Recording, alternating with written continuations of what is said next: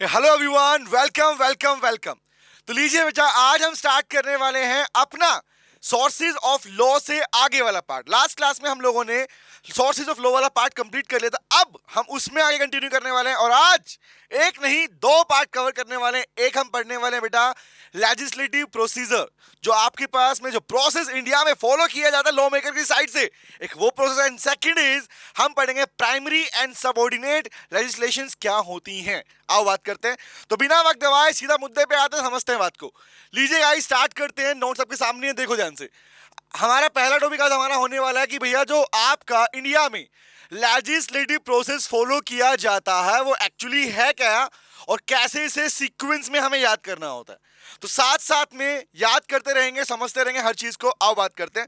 बहुत बहुत interesting part है ध्यान रखने वाला। आओ बात करते हैं। एज यू ऑल नो, आप एक बात तो कॉमन सब लोग जानते हैं कि एग्जांपल देख रही पिक्चर कौन सी है, ये न्यू पार्लियामेंट है जो अभी बन चुकी है ना। हाँ, तो पार्लियामेंट की नई बिल्डिंग दिख रही है। अब एक बात तो कॉमन, जब भी पार्लियामेंट वर्ड मन में आता है तब एक बात तो ख्याल आ जाता है कि सर पार्लियामेंट ही है जो कि सेंट्रल अथॉरिटी है, जो कि सेंट्रल अथॉरिटी है जो हमारे देश में एक्ट बनाती है, कानून बनाती है। रिमेंबर, लेकिन मुझे बताओ क्या स्टेट भी बनाती है? सोच के देखो भाई, सेंट्रल लेवल के ऊपर पार्लियामेंट बनाती है, तो स्टेट लेवल पे कौन बनाती है? सर उसके लिए अलग काउंसिल्स होती हैं, उसके लिए अलग से कमेटी होती है, असेंबलीज होती है ना भाई। स्टेट में भी असेंबलीज होती है सर। तो बात करते हैं, यहीं से स्टार्ट होता है हमारा पार्ट, दैट इज कॉल्ड, हम पहले पढ़ रहे हैं लेजिस्लेटिव प्रोसेस इन इंडिया। बात करते हैं। सुनो सुनो सुनो, स्टार्टिंग पॉइंट पे आता हूं और इसके अंदर हर एक लाइन में क्वेश्चन है, ध्यान रखना। बड़े काम की बात इसलिए ये सुनना। कह रहा इंडिया के अंदर, in India law making bodies कौन कौन है? पहला है पार्लियामेंट। पार्लियामेंट कब के, कहां के लिए? सेंट्रल लेवल के ऊपर। But when it comes to the state level, जब बात की जाए स्टेट लेवल पे कौन है, तो याद रखना बेटा, स्टेट में भी लेजिस्लेटिव असेंबलीज होती हैं और काउंसिल्स होती हैं। जहां स्टेट में भी लेजिस्लेटिव, द वर्ड लेजिस्लेटिव का मीनिंग सीख चुके हो ना सर। लेजिस्लेशन मतलब कानून बनाना, लेजिस्लेटर मतलब लॉ मेकर जो कानून बनाते हैं। Remember the councils, the assemblies को बोला गया, याद रहेगी। तो सेंटर पे कौन? पार्लियामेंट। स्टेट पे कौन? सर आपके पास असेंबलीज और काउंसिल्स, याद रहेगा, नंबर वन। आगे बात करते हैं। अब बोला भैया इंडिया में अगर पार्लियामेंट की बात करूं तो पार्लियामेंट के दो हाउसेज हैं। हाँ सर, हमने आपने सिखाया था लास्ट क्लास में, हम लोगों ने बात की थी इनके बारे में, याद करो, लोकसभा और राज्यसभा। प्रैक्टिकली हमने बात भी की थी कि लोकसभा मतलब हाउस ऑफ पीपल। भाई हम लोगों को, आप लोगों को जो इंडिकेट कर रहे हो कहां पर हो रहे हैं, हमारे मुद्दों को कहां रखा जा रहा है? सर लोकसभा के अंदर, याद है। उसके बाद में आता कौन? Sir council of state, that is called राज्य। राज्य का मतलब ही क्या है भाई? स्टेट। तो स्टेट को जो डिनोट, जो रिप्रेजेंट कर रहे हैं, दो कॉल क्या बोलता है? राज्यसभा। तो ये बात तो हमने जानी थी कि पार्लियामेंट के अंदर पहले बिल पास किया जाएगा, दोनों हाउसेज से बिल पास होता है, पास होने के बाद में वो बिल क्या होता है, उसकी सहमति के लिए, असेंट के लिए प्रेसिडेंट के पास भेजा जाता है, याद है। तो वही प्रोसेस के ऊपर आज थोड़ा डिटेल डिस्कशन है, ध्यान रखना इंश्योर, ठीक है। ओके, आओ बात करते हैं। तो दो बात तक क्लियर हो गई भैया, सेंटर पे कौन, स्टेट पे कौन। आगे बढ़ते हैं। अब यहां से आपका नया कंटेंट चालू होता है, यहां से सुनना आप लोगों ने। बात सुनना बेटा, बोला लेजिस्लेटिव प्रोसेस इंडिया के अंदर 3 स्टेज में डिवाइड किया गया। सुनो सुनो सुनो, कितनी स्टेज में? 3 स्टेज में। जब बात लॉ मेकिंग की आती है, कानून बनाने की आती है, एक्ट बनाने की आती है, तो उस टाइम पे 3 स्टेज हैं। अगर मॉड्यूल में देखोगे तो कुछ समझ में नहीं आएगा, लाइनें कहां से मिक्स कर गई। बेयर एक्ट उठाया हुआ है, इसलिए मैंने सेग्रीगेट करके नोट्स दिया आप लोगों को, ताकि हर चीज आप प्रैक्टिकली एग्जाम में वैसा ही लिख पाओ जैसा रिक्वायर्ड है। तो बात करते हैं तीन कौन सा। भाई पहला प्री लेजिस्लेचर। भाई लेजिस्लेशन मतलब आपके पास में लॉ बनाने की जो प्रोसेस होता है उसके अंदर पहला प्री लेजिस्लेटिव, पहले प्री मतलब पहले से, दूसरा है लेजिस्लेटिव, थर्ड है पोस्ट लेजिस्लेटिव। 3 पार्ट में आपके लॉ मेकिंग के प्रोसेस को डिफाइन किया गया, समझाया गया। आओ समझते हैं बेटा। नंबर वन पहला है बेटा प्री, दूसरा है लेजिस्लेटिव, थर्ड है पोस्ट। तो वन बाय वन आपको ये तीनों याद रखने हैं, और जो बातें मैं बोलने वाला हूं वो सारी आपको याद हो जानी चाहिए। Examiner can ask A question on this part also, ठीक है। ओके, आओ बात करते हैं। पहला बनता है मेरा कौन सा? The pre legislator phase. हालांकि इसके बारे में हमने जब पार्लियामेंट के रिगार्डिंग बात की थी लास्ट सेशन के अंदर, जहां मैंने बिल से एक्ट बनने की कहानी आपको पूरी समझाई थी, उसी से स्टार्ट हो रहा हमारा प्रोसेस। बट उसी पार्ट को मैं 3 पार्ट में डिवाइड करने वाला हूं। बात समझते हैं। नंबर वन गाइस, सुनो ध्यान से। कह रहा है प्री लेजिस्लेटिव फेज में क्या आता है? The answer is it comprise identification need for new law. भाई एग्जांपल मुझे बताओ, अगर देश में एक नए कानून की आवश्यकता हो चुकी है, भाई एग्जांपल एक नया कानून लाने की रिक्वायरमेंट हो चुकी है, तो वो कौन प्रेजेंट करेगा? उस प्रपोजल को कौन रखेगा? नंबर वन, वो किस में आता है? That is pre legislative part में आता है, नंबर वन। उसके अलावा अमेंडमेंट टू एग्जिस्टिंग लेजिस्लेशन, अगर कोई लॉ ऑलरेडी चल रहा है और उसमें अमेंडमेंट मतलब चेंज करने की रिक्वायरमेंट है, तो उस चेंज का प्रपोजल भी कौन रखता है? उस चेंज का प्रपोजल रखा जाता है आपके पार्लियामेंट के अंदर ही, बट उस प्रोसेस को किसमें काउंट करोगे? That is called pre legislative. याद रहेगा, नया बनाना हो कानून या फिर बने हुए को चेंज करना हो, अमेंडमेंट लेनी हो, दोनों पार्ट इसमें आता है। आगे बात करता हूं, कह रहा drafting of the proposed law, जो लॉ आप लेके आने वाले हो उसके प्रपोजल को ड्राफ्ट करना, अभी क्या क्या होगा, आप उस लॉ में एक्चुअली लाना क्या चाह रहे हो, चेंज क्या करना चाह रहे हो, वो भी मेंशन होगा। उसके अलावा बोला भैया सीकिंग इनपुट्स एंड कमेंट, जब आप उसके बाद में जब बना दोगे उसके बाद में आपको अलग अलग मिनिस्ट्रीज से, डिफरेंट डिफरेंट मिनिस्ट्रीज से, जो कि जिससे आपका लॉ से, जिसके लॉ के पार्ट की वजह से जिसको जो अफेक्ट होने वाली है, आई कैन यूज द वर्ड सुनना ध्यान से, अगर कोई स्पेसिफिक लॉ बनाया जा रहा है, समझना, कोई स्पेसिफिक लॉ बनाया जा रहा है, नया लॉ बनाया जा रहा है, या कोई लॉ ऑलरेडी चल रहा है, कोई एक्ट ऑलरेडी चल रहा है, समझना, तो अगर उसमें चेंजमेंट की बात की जा रही है तो उसमें चेंजमेंट की वजह से कौन सी मिनिस्ट्रीज अफेक्ट होंगी, कौन से डिपार्टमेंट अफेक्ट होंगे, उनके साथ में उनके इनपुट और कमेंट लेने होते हैं। ये काम किस में आता है? प्री लेजिस्लेटिव पार्ट में आता है, फेज वन में आता है, फेज वन बोल सकता हूं इसको मैं। कह रहा है एंड पब्लिक से भी रिव्यू लिया जाता है, revision of the draft bill to incorporate input. In short कहने का मतलब क्या बेटा, प्री लेजिस्लेचर ही वो फेज है बेटा जिसके अंदर नए कानून को बनाना या बने हुए कानून को अमेंड करना या बाकायदा मिनिस्ट्री से इनपुट और उनके कमेंट लेना कि वो क्या कहना चाहिए, उनके रिव्यू लेना। रिमेंबर, ये फर्स्ट फेज में काउंट होता है, याद रहेगी बात। आगे आता हूं, नेक्स्ट सुनना, कह रहा है and getting the same vetted by the law ministries. यहां पर vetted by the law ministry का मतलब क्या होता है पता है? इसका मतलब है चेक कराना, वेरीफाई करवाना।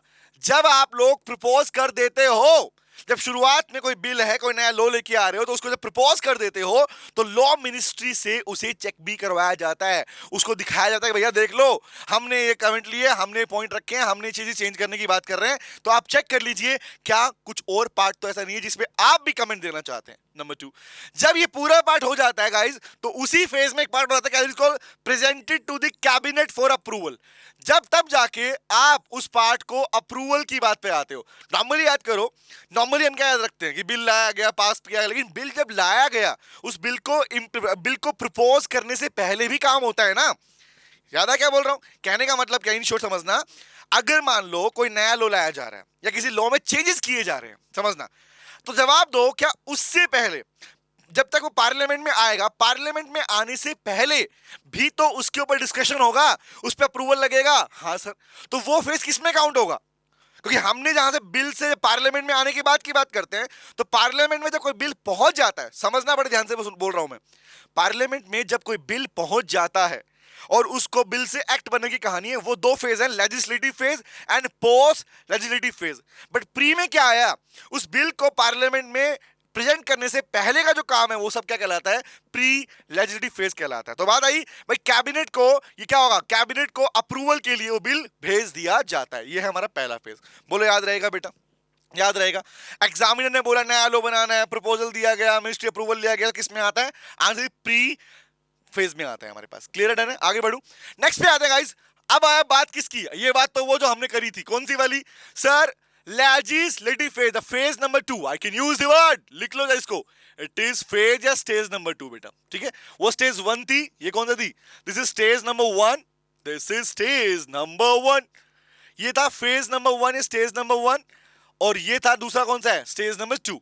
अब स्टेज 2 तो हमें पहले पढ़ चुके हैं, दोबारा बात करते हैं उसके बारे में ताकि और क्लैरिटी मिल जाए कि कुछ चीजें और निकल के आए। पहली बात समझते हैं, बोला after the cabinet approves the bill. जब कैबिनेट को आपने बिल दिया प्री फेज के अंदर, तब बिल जब कैबिनेट उसे अप्रूव कर देती है कि हाँ ठीक है भैया, आप इसे पार्लियामेंट में ला सकते हो। याद रखना, पार्लियामेंट में बिल लाने से पहले कैबिनेट का अप्रूवल मैंडेटरी होता है, उससे पहले मिनिस्ट्रीज के कमेंट मैंडेटरी होते हैं, उससे पहले प्रपोजल को ड्राफ्ट करना मैंडेटरी होता है। याद रहेगी बात है। तो बात आई किसको? कैबिनेट जैसे ही बिल को अप्रूव करती है, it is introduced in the parliament, तब जाके इस बिल को आप पार्लियामेंट में पेश कर सकते हो। पार्लियामेंट मतलब पार्लियामेंट के दोनों हाउसेज में तब जाता है, याद रखना। पहली बात क्लियर हो गई। आगे बढ़ते हैं। अब क्या होगा, देखो चेन में आता, देखो पूरी दे चेन, मैंने चेन में नोट्स दिया आप लोगों को, ये नोट्स प्रॉपर्ली बनाए गए, इसके ऐसे नोट आपको कहीं नहीं मिलने वाले बेटा, सुन लो ध्यान से इस बात को। तो आगे बात करते हैं, जैसे ही आपका बिल पार्लियामेंट में पेश हो गया, प्रेजेंट हो गया। अब क्या है, the minister of the concern department may send notice demonstrating the intention that bill may be moved, consider और पास। इसका मतलब क्या हुआ, बोला जैसे ही आपकी कैबिनेट ने आपके बिल को अप्रूव कर दिया कि लाओ भैया ले आओ पार्लियामेंट के अंदर, तब वो डिपार्टमेंट, वो मिनिस्ट्री, किसकी बात कर रहा है, वो मिनिस्ट्री जो उस बिल को ला रही है, वो मिनिस्ट्री जो उस न्यू लॉ को बनाना चाहती है, वो मिनिस्ट्री जो अमेंडमेंट करना चाहती है, उस मिनिस्ट्री के काम होता है उस मिनिस्ट्री को नोटिस भेजना पड़ता है। किस चीज का, डेमोन्स्ट्रेटिंग, पूरा बता के, पूरा समझा के, जो चीजें वो करना चाहते हैं वो उसका पूरा डेमोन्स्ट्रेशन करना होता है। किसका, इंटेंशन की बिल में आप क्या मूव कर रहे हो, क्या कंसीडर किया गया और क्यों पास करना चाह रहे हो, रीजंस बताने पड़ते हैं कि एक्चुअली आपके नए लॉ में क्या लेके आ रहे हो, इन शॉर्ट कहने का मतलब। तो ये सारी बातें कैबिनेट के अप्रूवल के बाद में मिनिस्ट्री, कंसर्न मिनिस्ट्री को बताना होता है। याद रहेगी दो बातें। आगे आया, इसके बाद क्या है, जब bill is taken into consideration, बाद में जब फाइनली बिल को कंसीडर कर लिया जाता है, बिल को कंसीडर कर लिया जाता है, उसके बाद देखो बिल की कहानी चल रही है, अभी तक एक्ट नहीं बना है, अभी तक एक्ट नहीं बना है, बिल की कहानी चल रही है। तो जब बिल आपके पास में उसे पार्लियामेंट में लाने के बाद में कंसीडर कर लिया जाता है, the same may be accepted, amended और रिजेक्टेड। तो तीन ही ऑप्शन तो है भाई, पॉसिबल है कि बिल एक्सेप्ट हो जाएगा, पॉसिबल है कि बिल अमेंड हो जाएगा, पॉसिबल है कि बिल रिजेक्ट भी हो सकता है। ऑब्वियस बात है, तो पता ना आपको, एज यू ऑल नो, याद लिख लो, because it depends on the voting ना भैया। अगर वोटिंग फेवर में गई तो ठीक, नहीं गई तो बंद, सिंपल सी बात। अगर मान लो मेजोरिटी ही वोटिंग में नहीं गई, रिजेक्शन में खड़े हो गए, तो क्या बिल पास होगा, नहीं सर, रिजेक्ट हो जाएगा। याद रहेगी बात। आगे बढ़ते हैं, next is called subsequently the bill is passed in one house and then send to other house. मतलब क्या है, पहले कहां गया, पहले गया ये लोकसभा में, याद है, फिर कहां गया, फिर गया राज्यसभा में। तो जब एक बिल लोकसभा में पास हो जाता है, उसके बाद कहां जाएगा, सेकंड हाउस में। ये तो हम पढ़ चुके हैं पहले भी, दोनों हाउसेज में बिल को पास किया जाएगा। पास का मतलब क्या है, जब बिल के बारे में कंप्लीट डिस्कशन के बाद में उसके ऊपर सबके कमेंट लिए जाएंगे और वोटिंग लिया जाएगा। याद रहेगा। चेन यहां तक क्लियर हो गई, समझ में आया। आगे बढ़ू, आगे आते हैं। अब बताओ बेटा, in case deadlock between two houses, ये बड़ा पॉइंट है बेटा। मेरा क्वेश्चन बनता है कि जनरली मुझे बताओ, अगर, हालांकि एक बात सुनना जो बोलने वाला हूं, लोकसभा और राज्यसभा, नॉर्मली जब कोई बिल लाया जाता है और इन दोनों हाउसेज में पास किया जाता है, तो नॉर्मली प्रैक्टिकली बात ये होती है कि लोकसभा में बिल पास हो गया तो राज्यसभा में अपने आप हो जाएगा, मतलब वहां पे हो ही जाएगा। बट माय क्वेश्चन इज, अगर अगर अगर अगर लोकसभा का और राज्यसभा का जो फेवर पॉइंट है, जो पॉइंट ऑफ व्यू है, वो मैच नहीं हुआ, तो सोचो, पॉसिबिलिटी तो है ना भाई कि लोकसभा में पास हुआ लेकिन राज्यसभा वाले कह रहे नहीं नहीं नहीं भैया, हम तो फेवर में नहीं है। तो that point is called deadlock. अगर दोनों हाउसेस के बीच में डेडलॉक क्रिएट हो गया कि भैया लोक ने पास किया, राज्य ने पास नहीं किया, इन दैट केस क्या होगा, क्वेश्चन ये है मेरा। सोचो, कभी सोचा इस बारे में कि अगर मान लो दोनों हाउसेस पास, एक हाउस पास कर दे और एक हाउस पास ना करे, रिमेंबर, तो बताओ क्या वो बिल एक्ट बन पाएगा, नहीं सर, क्योंकि रिक्वायरमेंट क्या है, as per the legislative procedure दोनों हाउसेस का पास करना मैंडेटरी है। हाँ सर, तो क्या होगा, तो सुन लो अब क्या होता है।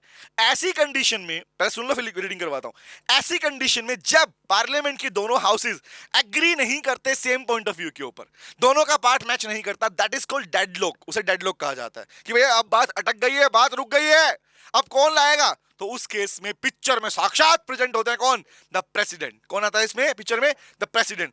तब जाके प्रेसिडेंट क्या करते हैं भैया, प्रेसिडेंट समन देते हैं, नोटिस भेजते हैं सबको कि दोनों हाउसेस को बुलाएंगे और लोकसभा के अंदर दोबारा उस पर डिस्कशन होगा और फाइनली मेजोरिटी को लेके काउंट करके डिसीजन ले लिया जाता है। अब दिखाता हूं क्या लिखा, पढ़ना ध्यान से। कह रहा सर अब क्या होगा अगर डेडलॉक आया, या जहां पर वेयर मोर देन 6 मंथ या 6 महीने बीत चुके हैं, मतलब लोकसभा से पास हो गया, सुनना, लोकसभा से पास हो गया और 6 महीने अब राज्यसभा में भेज दिया गया था, तो सेकंड हाउस में भेज दिया लेकिन 6 महीने बीत चुके हैं, 6 महीने से ज्यादा अगर टाइम पीरियड निकल चुका है और अभी तक दूसरे हाउस में बिल रुका हुआ है, वो पास नहीं हो रहा, ऐसी सिचुएशन में सुन लो आंसर जो मैंने बोला क्या लिखा सर। ऐसी कंडीशन में द प्रेसिडेंट में समन, प्रेसिडेंट दोनों सेशन, प्रेसिडेंट जो है वो दोनों हाउसेस को समन भेजेंगे, नोटिस भेजेंगे, किस बात का, कि आओ भैया दोनों के दोनों पहुंचो लोकसभा के अंदर, और वहां पर जो स्पीकर ऑफ लोकसभा है, सुनना, लोकसभा का जो स्पीकर है वहां पर वो इस डेडलॉक को रिजोल्व करवाएगा, कैसे,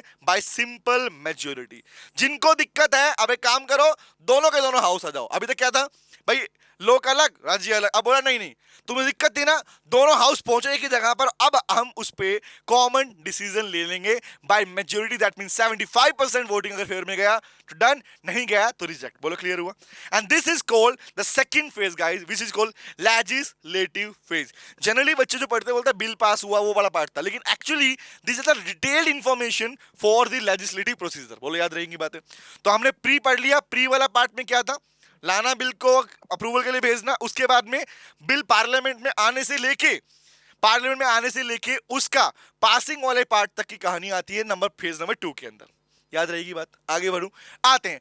अब बात आई भैया कि बिल तो पास करवा दिया, अब बिल जब पास हो गया तो क्या बनता है? एक्ट बनता है। लेकिन बताओ क्या बिल पास होना ही एक्ट बन जाता है, या उसके ऊपर प्रेसिडेंट की सहमति लगती है? बताओ, assent of the president is required और नॉट? याद आया नहीं?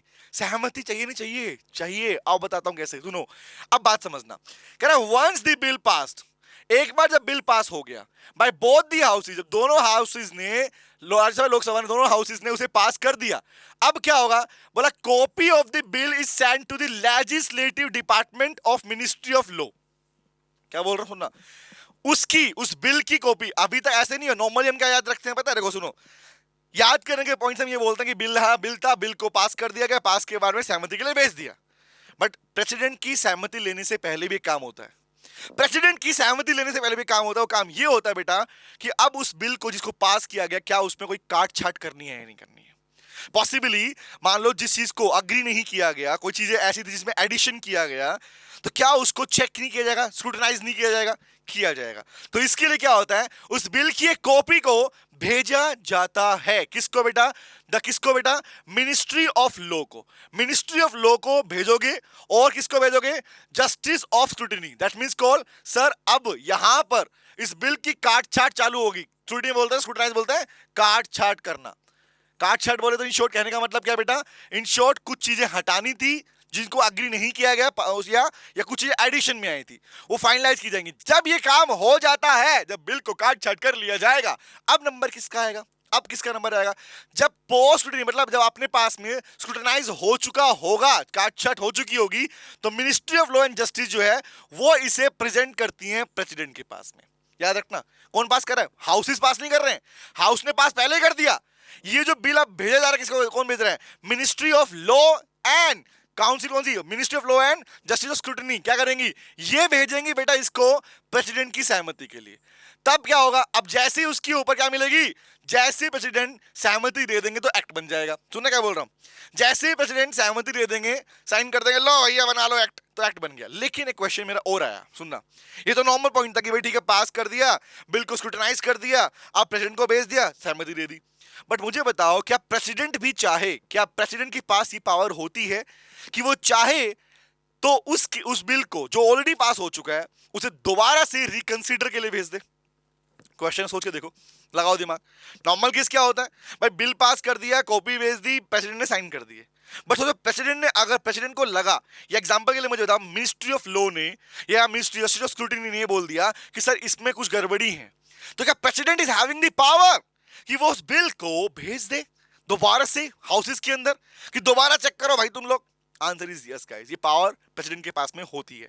आओ पढ़ लो क्या लिखा हुआ है, रीडिंग करना बेटा। कह रहा है the president has the right to seek information and clarification about the bill and may also return to the parliament for reconsideration.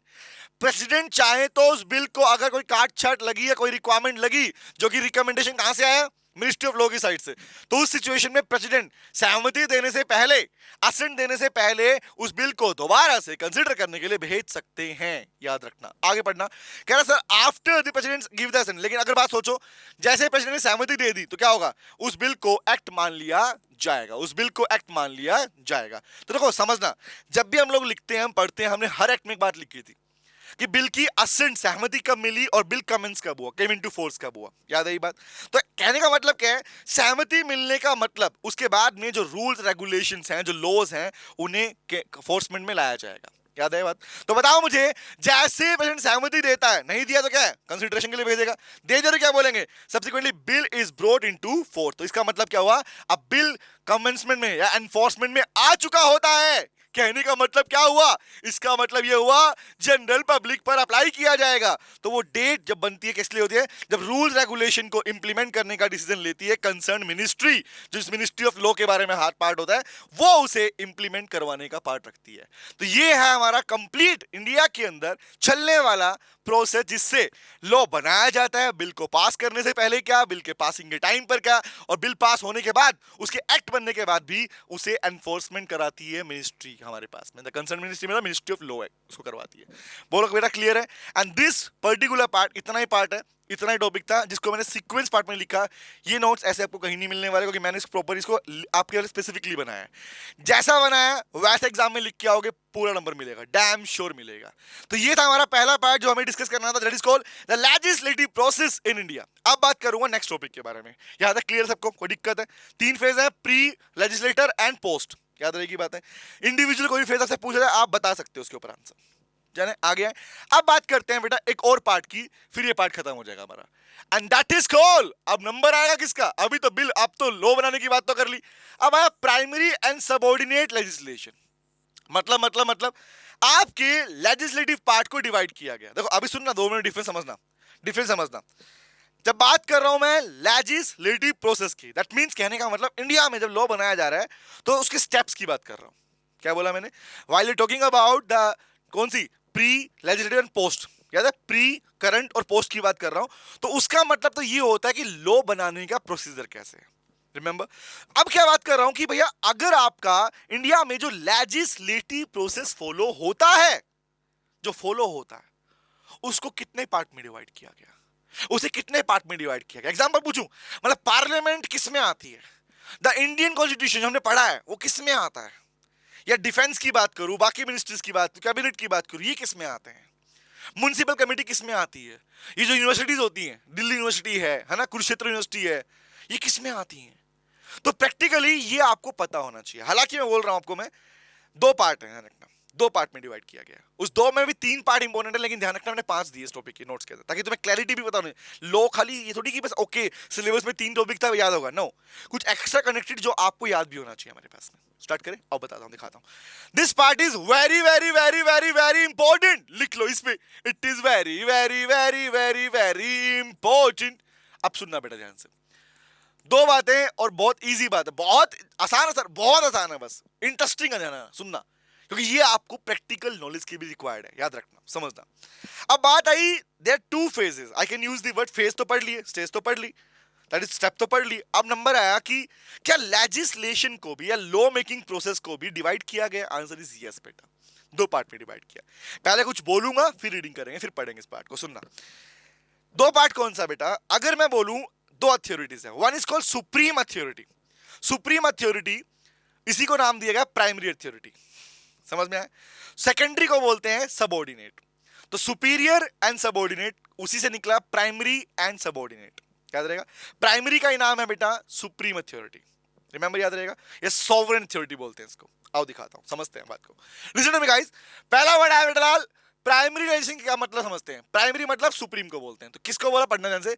Sir is an act, normally अगर आप मॉड्यूल की लाइन देखेंगे तो आपकी फर्स्ट लाइन मैंने module से उठाई है, आपको अच्छे साइड लगा रहे हैं, अच्छा मॉड्यूल में लिखा हुआ है, देखो ध्यान से। नॉमिनली एक बात बताओ, एक एक्ट का प्रोसेस अभी आपने जाना, तो एक्ट को बनाना, एक्ट को पूरी तरह बनाना पार्लियामेंट की साइड से, ये किसका पार्ट है? एक एक्ट खुद में क्या है बताओ? एक्ट बनाया किसने? एक्ट बनाया पार्लियामेंट ने। एक्ट किसने बनाया? पार्लियामेंट ने बना। तो पार्लियामेंट जब उसको पास कर देती है तो एक्ट बन जाता है। तो बताओ एक्ट खुद में क्या है? एक्ट खुद में एक प्राइमरी लेजिस्लेशन है। Remember the full process supreme authority है। आप सुनते भी हो ना, एक्ट से ऊपर कुछ नहीं होता। अगर कोई एक्ट में कुछ बात लिखी गई है स्पेसिफिकली है तो उसे ही हम प्रायोरिटी देते हैं, नंबर 1। आगे बात करते हैं, कह रहा भैया it is also termed as supreme legislation. Supreme legislation, supreme मतलब सबसे ऊपर यही है, इससे ऊपर कुछ नहीं है भाई साहब। नॉर्मली हम क्या बोलते हैं भैया, एग्जांपल के लिए अथॉरिटी की बात करता हूं। एक्ट खुद में क्या है? एक्ट खुद में एक सुप्रीम अथॉरिटी, लेकिन एक्ट को बनाने वाली अथॉरिटी भी कौन है? सुप्रीम ही कहलाएंगी। तो इंडिया में पार्लियामेंट क्या है? इसका मतलब प्राइमरी सबऑर्डिनेट, प्राइमरी का पार्ट बनती है, याद रहेगा, याद रहेगा। इवन इंडिया में कॉन्स्टिट्यूशन भी कौन है? सुप्रीम अथॉरिटी है, याद रहेगा। अब बात करते हैं क्यों बोलते हैं सुप्रीम, सुन लो ध्यान से। Supreme authority which can not be controlled, amend और अदर अथॉरिटी, ना तो इसे कंट्रोल कर सकता है कोई और अपार्ट फ्रॉम पार्लियामेंट जिसने इसको बनाया, ना ही इसे कोई अमेंड कर पाएगा। बताओ ना मुझे, क्या तुम चाहो तो किसी एक्ट को अमेंड कर सकते हो विदाउट द पार्लियामेंट? सोच के देखो, मिल जाएगा जवाब। क्या किसी अपने देश के अंदर किसी का मन करे, किसी मिनिस्टर का मन करे, अरे मैं तो एक्ट बदलूंगा, कर देगा अप्लाई? क्या जिसने इसको बनाया उसी का पावर है? आंसर इज, जो बनाएगा वही मिटा सकता है, जो बनाएगा वही चेंज कर सकता है। कहने का मतलब क्या, पार्लियामेंट इंडिया में सुप्रीम अथॉरिटी है जिसने एक्ट बनाया, और उसके अलावा कोई भी उसे कंट्रोल या चेंज नहीं कर सकता, नहीं कर सकता। दो बातें।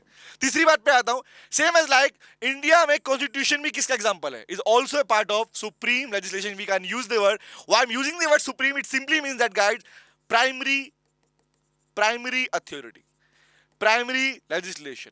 The first is called primary authority, primary I can use the word legislation. याद रहेगी बात?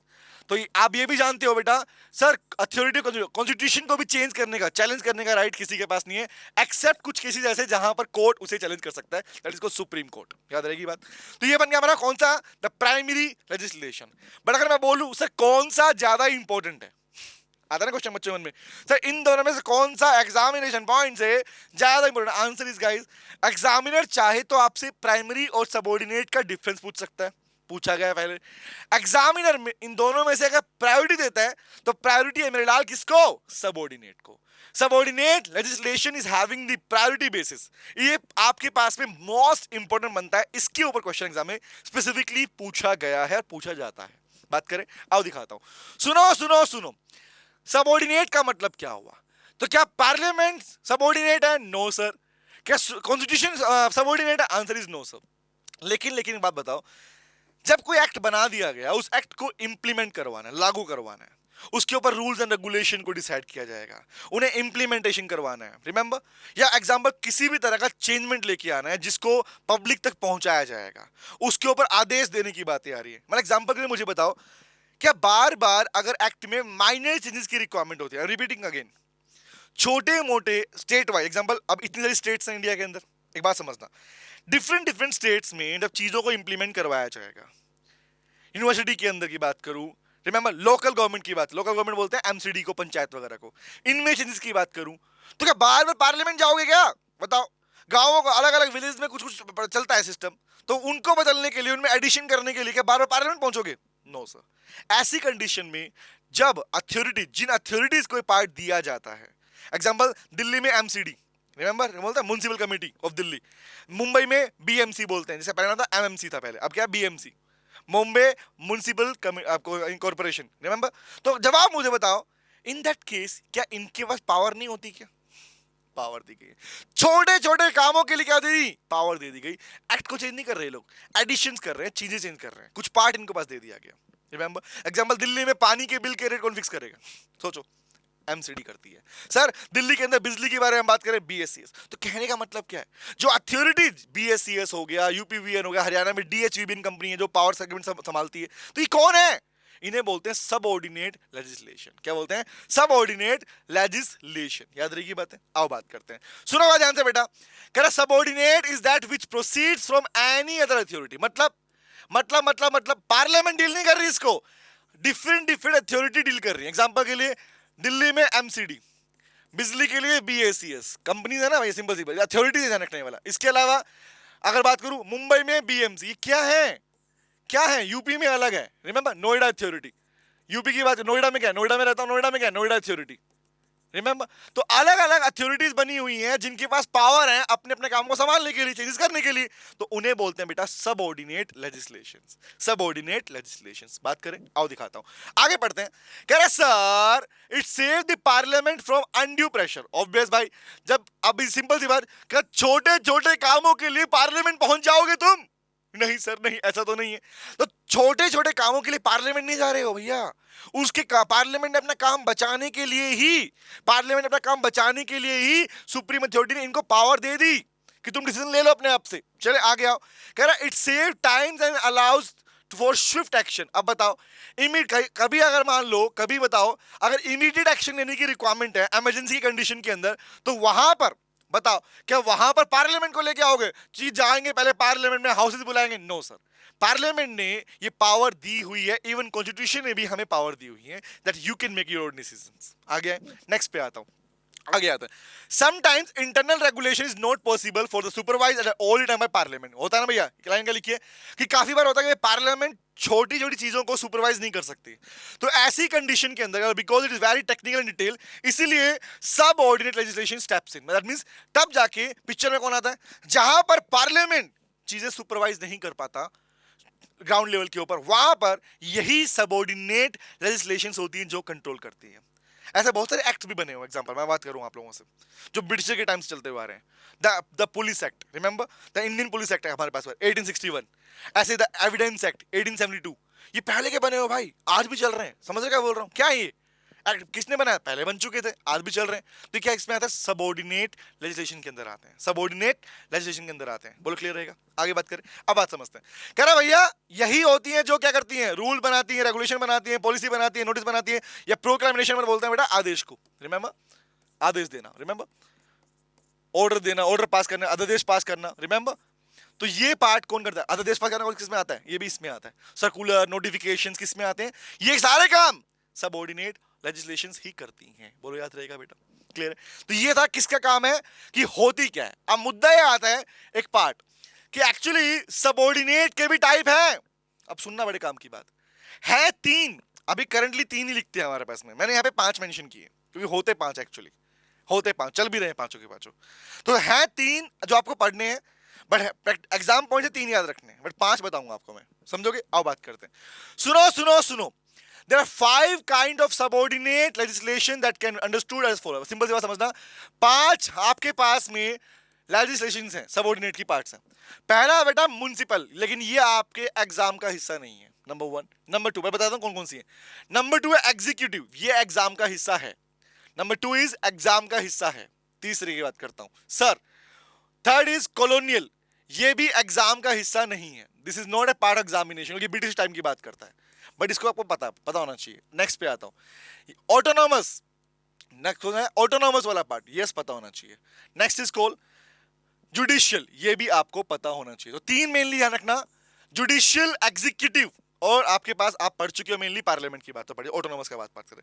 तो 5 हैं, पांचों के बारे में जान लो, and then after this topic is over, खत्म हो जाएगा बेटा। इतना ही पार्ट था इसके अंदर, यस।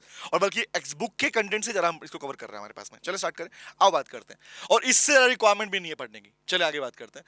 तो लीजिए गाइस, कौन कौन सी सबऑर्डिनेट लेजिस्लेशंस हैं जिन्हें में पढ़ना है, आओ बात कर ली जाए। पहले बेटा म्युनिसिपल लेजिस्लेशन, नाम से क्लियर है, म्युनिसिपैलिटीज की बात कर रहा है, ये नगर पालिका की बात कर रहा है, जो हमारे स्टेट है ना, और वो संभालती है, रिमेंबर। अब बात करते हैं, जो मैंने एमसीडी का नाम लिया, बीएमसी का नाम लिया, ये किसके हिस्से हैं बेटा? ये म्युनिसिपल लेजिस्लेशंस हैं। पानी के प्राइस फिक्स करना, कहां सप्लाई कैसी है, डिसीजंस लेना, बिजली के रिगार्डिंग, ये कौन संभाल रहा है? ये सफाई के रिगार्डिंग, सेफ्टी के कौन कर रहा है डीलिंग? ये सारी की सारी चीजें किसमें आती हैं? इसमें आती हैं। आओ बताता हूं कौन सी, पहला समझना। कह रहा भैया, the municipal authorities in every district, हर एक डिस्ट्रिक्ट के अंदर is given certain power to enact laws and policies for their district। अपनी डिस्ट्रिक्ट को लेके डिसीजन मेकिंग पावर, डिसीजन लेने की पावर, रूल्स बनाने की पावर, रेगुलेशन इंप्लीमेंट करने की पावर किसके पास है? वो पावर है म्युनिसिपैलिटीज के पास में। एंड दैट म्युनिसिपैलिटीज, एग्जांपल के लिए बोलूं, पार्लियामेंट ने इन अथॉरिटीज को स्पेसिफिक पावर दी है कि ये अपने लिए लॉ बना सकती हैं, अपने रूल रेगुलेशन डिसाइड कर सकती है। आगे लिखा पढ़ना, they can range from construction से लेकर और roads to issue of water, चाहे रोड बनाने की बातें हो या पानी की सप्लाई की बात हो, सारे काम ये लोग डील करते हैं। पहला क्लियर रहेगा। नंबर 2 पे आता हूं। कह रहा sir, example Delhi municipal corporation, that is मैंने बोला ना अपने पास में, इसको शॉर्ट में बोलूं तो एमसीडी बोलते हैं इसको, the municipal committee of Delhi. आपको दिल्ली में दिखेगा एनडीएमसी, नॉर्थ के लिए अलग से, ईडीएमसी ईस्ट के लिए अलग है, रिमेंबर, ये आपको नाम दिखता रहता है हमारे पास में। आगे आओ, मुंबई म्युनिसिपल कॉर्पोरेशन, नॉर्मली बोलूंगा बॉम्बे, बीएमसी। तो ये किसके हिस्से हैं बेटा? वो भी अपने लिए लॉ बनाती हैं, अपने इंटरनल वहां पे लोकल एरिया को कवर करने के लिए, क्योंकि actually municipalities are consider under the local government. 3 तरह गवर्नमेंट को 2 में डिवाइड नहीं किया, रखना, गवर्नमेंट 3 पार्ट में डिवाइड है, central, state and local. Local में पंचायत, म्युनिसिपैलिटी सब पूछा आता है हमारे पास में। क्लियर रहेगा? आगे नेक्स्ट पे आता हूं। नेक्स्ट वन इज हमारे पास बनता है बेटा एग्जीक्यूटिव, इज इंपॉर्टेंट गाइस, सुनो ध्यान से। एग्जीक्यूटिव, प्रेसिडेंट, प्राइम मिनिस्टर, ये सब किसमें आते हैं गाइस? एडमिन वाला part, I can use the word छोटे बोलूं तो एडमिनिस्ट्रेशन को जो संभालता है, एडमिनिस्ट्रेशन से कनेक्टेड जो भी रूल रेगुलेशन फ्रेम किए जाएंगे, those are consider under the executive legislation वाला पार्ट। समझे? आओ बात करते हैं। सुनो सुनो सुनो भाई लोगों, बात करते हैं। The executive consist of president, prime minister, governor और कोई भी ऑफिसर जो कि क्लोजली कनेक्टेड है एडमिनिस्ट्रेशन ऑफ स्टेट के साथ में। मतलब अगर बात करो एडमिनिस्ट्रेशन करना है, मैनेजमेंट की बात कर रहे हो, तो इन दैट केस जो डिसीजन मेकिंग पावर किसके पास में बेटा? एग्जीक्यूटिव लेजिस्लेशन के पास में आती है। पहली बात, आगे पढ़ना। The parliament being the authority delegate certain power to the executive. Parliament ने ही पावर दी है, और इवन आप मैं बोलूं तो कॉन्स्टिट्यूशन ने ही पावर दी हुई है कैसे ऑफ वर्किंग। एग्जांपल लो भाई, एग्जांपल के द डिफेंस एक्ट, इंडिया में डिफेंस है, डिफेंस के रिगार्डिंग है, तो डिफेंस के रिगार्डिंग डिसीजन लेने की पावर किसके पास में? अलग से एक्ट है उसके लिए, कि उसमें अथॉरिटी फिक्स है कि भैया प्राइम मिनिस्टर कौन डिसीजन लेगा। रिमेंबर, कौन से डिसीजन प्रेसिडेंट के पास में आते हैं, ये पहले से प्री डिसाइडेड है, ये पहले से डिसाइडेड है बेटा हमारे पास में। एयरफोर्स में कौन लेगा, आर्मी में कौन लेगा, डिसीजन कौन लेगा, तो ये किस में आता है बेटा? ये अलग से एक्ट बना हुआ है जिसके अंदर पहले से आपके पास रूल्स लेने, डिसीजन लेने की पावर, रूल रेगुलेशन बनाने की पावर ऑलरेडी डेलीगेट की जा चुकी है। बोल याद रहेगा? तो दो बातें किसमें? एग्जीक्यूटिव, पहला कौन सा? म्युनिसिपैलिटी वाला। थर्ड पे आओ, नेक्स्ट इज कॉल, सुनना ध्यान से, कोई डाउट लगे भेज देना बेटा मुझे, ठीक है? कॉलोनियल लेजिस्लेशन, एक्चुअली याद करने पॉइंट सुन लो खाली। कॉलोनियल का मतलब होता है ब्रिटिशर्स के टाइम पर। सुनो ध्यान से, ऐसी लेजिस्लेशन, ऐसे रूल्स एंड रेगुलेशन जो ब्रिटिशर्स ने बनाए थे और आज भी इंडिया में चल रहे हैं। अच्छा, आज की बात कर रहा हूं, आज भी चल रहे हैं। मैंने दो एक्ट के नाम लिया आप लोगों के सामने, आपने नाम सुना होगा। एक तो मैंने नाम बोला द पुलिस एक्ट, याद है? द पुलिस एक्ट, पुलिस को भी लेगा एक्ट है, हाँ, police act 1861। Apart from this I can use the word the Indian evidence act, evidence के रिगार्डिंग भी एक्ट है, the Indian evidence act, evidence act 1872। एक और एक्ट है द फॉरेनर एक्ट, जो फॉरेनर इंडिया में आएंगे उनके लिए क्या प्रोसीजर है, वो भी अलग से एक्ट है 1946। तो कहने का मतलब क्या है? जो लॉ, जो प्रोसीजर, जो एक्ट बना दिए थे ब्रिटिशर्स ने ही, क्योंकि ब्रिटिशर्स के टाइम को हम बोलते हैं कॉलोनियल पीरियड, जब हम पे राज किया गया था, शोषण किया गया था। द वर्ड कॉलोनियल मींस शोषण करना, रिमेंबर? तो उस फेज को बोलते हैं colonial legislation. I can use the word, भैया जो बनाया अंडर कॉलोनियल रूल में बनाया था, ब्रिटिश ने बनाया था, उन्हें बोलते हैं हमारे पास में कॉलोनियल पीरियड। और आज भी जो कंट्री में चल रहे हैं, जो बनाए गए थे इंडिपेंडेंस से पहले लेकिन आज भी चल रहे हैं, that is termed as colonial legislation. Can you please tell me, जो एक्ट आप लोग पढ़ते हो, Indian contract, sale of goods act, कब के एक्ट है? Before independence, after independence? Before. किस में आएंगे? कॉलोनियल लेजिस्लेशन के अंदर काउंट होते हैं। आगे बात करते हैं, नेक्स्ट पे आता हूं। नेक्स्ट पे आते हैं guys, next is called autonomous. Autonomous मतलब भैया इंटरनल रेगुलेशन के लिए। किसके लिए बोलते हैं? For the internal regulation. क्या बोलेंगे? Internal regulation. एग्जाम्पल के लिए, जितनी भी सारी यूनिवर्सिटीज हैं, ये एग्जामिनेशन डिसाइड करती हैं। आपका खुद का इंस्टीट्यूट है भाई, करता नहीं करता कि तुम्हारे पेपर कैसे होंगे, कौन सी ऑफिशियल नोटिफिकेशन वेबसाइट पे देंगे, कौन कर रहा है? All these rules and regulation is decided by parliament, no, by your institute. Remember? तो बताओ मुझे, इंटरनल के लिए बताना मुझे, internal made by the nation volunteer, जो rules and regulation internal functioning को स्मूथ करने के लिए बनाए जा रहे हैं, चाहे एग्जामिनेशन कंडक्ट करने की बातें हो, और जिसके सारे में आपके पास बच्चे सारे बाउंड है, और ये सारी यूनिवर्सिटीज जो जिनके सबके रूल अलग अलग है ना? क्या सभी यूनिवर्सिटी के रूल कॉमन है? नहीं सर, कॉमन पार्ट है यूजीसी, यूनिवर्सिटी ग्रांट कमीशन, उसी के अंदर सारी यूनिवर्सिटीज काउंट होती हैं। तो अलग यूनिवर्सिटीज के अंदर अपने इंटरनल रेगुलेशन को लेके, एग्जाम पैटर्न को लेके, कंडक्शन को लेके अलग अलग रूल रेगुलेशन बनते हैं, बनते नहीं बनते? तो बताओ ये किस में काउंट होगा? ये लेजिस्लेशन किस में काउंट होगा? अगर नहीं पता बता भी देता हूं, दिल्ली यूनिवर्सिटी डीयू जो है वो खुद एक एक्ट का पार्ट है। डीयू एक्ट है, 1921 में एक्ट बनाया था, ब्रिटिश ने बनाया था एक्ट। तो बताओ, सोचो, आज भी चल रहा है ना? तो बताइए मुझे, कहने का मतलब क्या है कि ये सारे इंटरनल रूल्स एंड रेगुलेशन जो फ्रेम किए जा रहे हैं, किसके अंदर काउंट होंगे? म्युनिसिपैलिटी के अंदर? नो। किस में आएंगे? एग्जीक्यूटिव के अंदर? नो सर, इन्हें बोलता है ऑटोनॉमस लेजिस्लेशन। क्या बोलता है? Autonomous legislation. क्लियर है? और सबसे इंपॉर्टेंट लास्ट में कौन सा है हमारे पास में? कौन सा बेटा? That is called judicial legislation. Judicial बोले तो कोर्ट की बात कर रहा है भाई। कोर्ट के पास भी तो अपने डिसीजन लेने के पार्ट है, फ्री टू मेक डिसीजन ना। क्या रूल कोर्ट, देखो कोर्ट के ऊपर एक्चुअली आता कौन है? कोर्ट से ऊपर कौन है पता है ना? कॉन्स्टिट्यूशन।